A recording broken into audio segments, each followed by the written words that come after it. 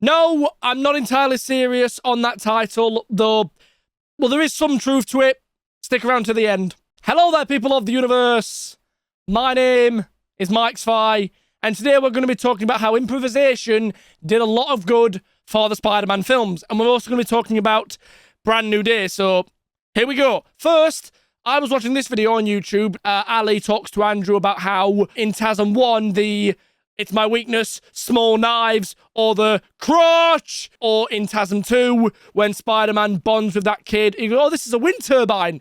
You made this? Or the sequence when he's at the, not the hand motion building, the place with Gwen, and she's about to go for her induction or whatever it is, and Peter's there all like, oh, my fair lady, I'm Isaac Newton or something, and I want this lady for my, oh, madame, that moment. Basically, all of those moments were improvised by Andrew, which is absolutely amazing. Now, I'm not the kind of person who believes every good moment in a superhero film was improvised. Now, the reason this relates to Brand New Day, like I said at the beginning, is because what I find amazing about the improvisation with Andrew on the TASM films, Andrew is a massive fan of Spider-Man. He knows what he's talking about. I'll stand by that he's a severely underrated Spider-Man. And from what we know, the limited things we know about why Andrew Garfield was fired by Sony, one of the reasons, I believe, is because he criticised the studio on... No change there, a studio fucking things up. Where have I heard that one before? But basically, he criticised the studio meddling on Mark Webb's film, The Amazing Spider-Man 2, which, if you know half of the things that were cut out from that, you'd know what he's getting at. And it annoys me that got him in trouble, because I get it, you got to be a good soldier, but at the same time, he's Spider-Man. He knows what he's talking about, as proven by some of his improvisation and some of his ideas. Like the fact that the little kid and those scenes with him in TASM 2, at least the one where Spider-Man saves him from the bullies, that was Andrew's idea, and it's a beautiful, beautiful scene. Fast forward to Brand New Day, and some of the amazing, god-tier, absolutely spectacular, pun very much intended, set photos and set videos we've seen, specifically one where it was an official behind-the-scenes they released. They're filming Spider-Man on the tank, and then it's revealed at the end that it is Tom, because he's watching the monitor, and you hear him say something along the lines of, oh, that one was sick. And the reason this relates to Andrew Garfield and improvisation is because apparently on Brand New Day, Tom Holland is a producer. And it's really funny that Andrew got in trouble for giving his opinion on the story of TASM 2 and some of the things the studio were doing, and maybe they weren't the best ideas, got him in deep shit.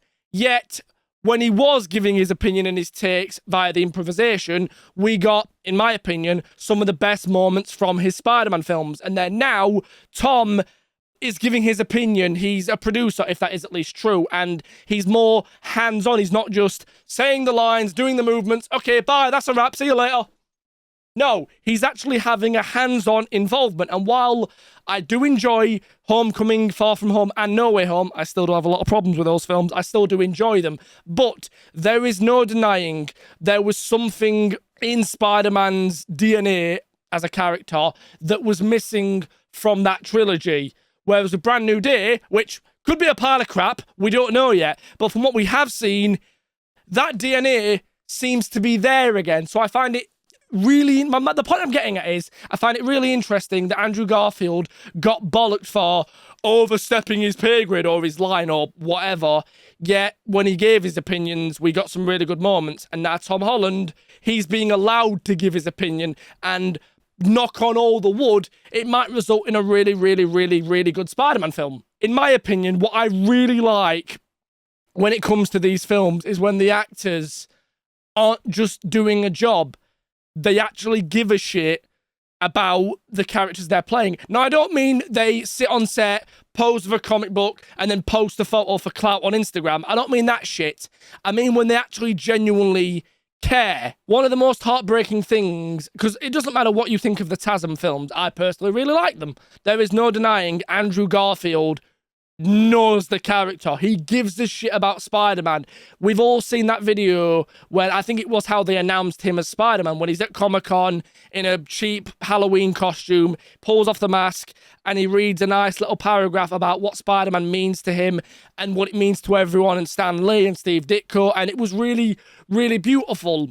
And while we don't have an example of something like that with Tom or Toby, I have no doubt, none at all in my heart and my soul, that those two as well care about Spider-Man.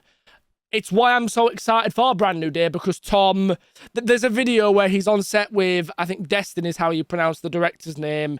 He did Shang-Chi and the Ten Rings, which I've not seen that, but going by the action I've seen in GIFs and what my friend has told me about, he might be, knock on wood, he might be about to direct and give us the best Spider-Man film ever.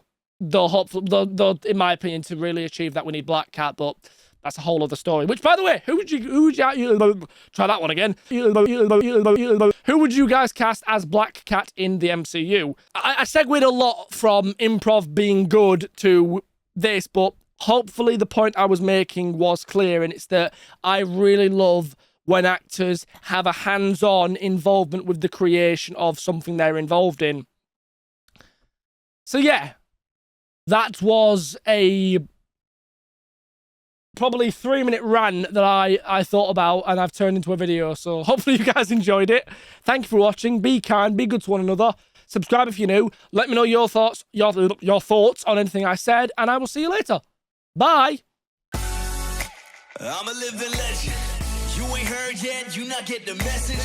From the moment that I'm stepping in, I get a couple weapons. Yeah, I turn to a beast when I'm repping. I'm a living legend.